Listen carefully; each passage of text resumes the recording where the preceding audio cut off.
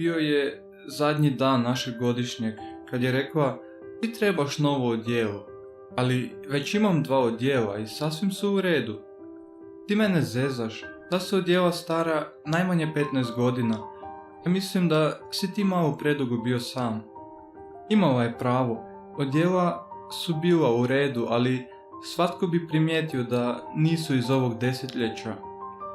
Kupit ćemo ti novo odijelo, lijepo crno, koje ćeš moći nositi na svaku prigodu.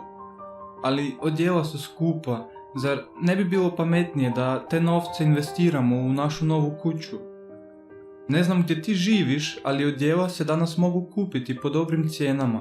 Nekako ćemo skupiti par kuna.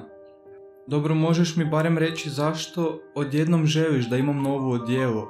Gdje ću ja to uopće nositi? Vjeruj mi, prvi puta kad ćeš ga nositi, izgledat ćeš prelijepo i upadljivo. Biće to posebna prigoda. Ja ću obući svoju najljepšu haljinu, a ti svoje novo odijelo.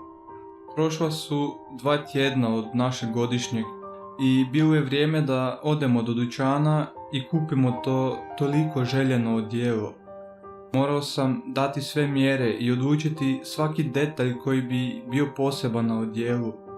Nakon 10 dana odijelo je bilo gotovo i ona ga je išla pokupiti dok sam ja još bio na poslu.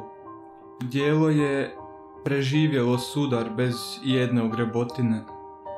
Mrtvački je sanduk zatvoren, ali ja znam da ona leži unutra i da nosi svoju najljepšu haljinu, dok ja nosim svoje najbolje odijelo.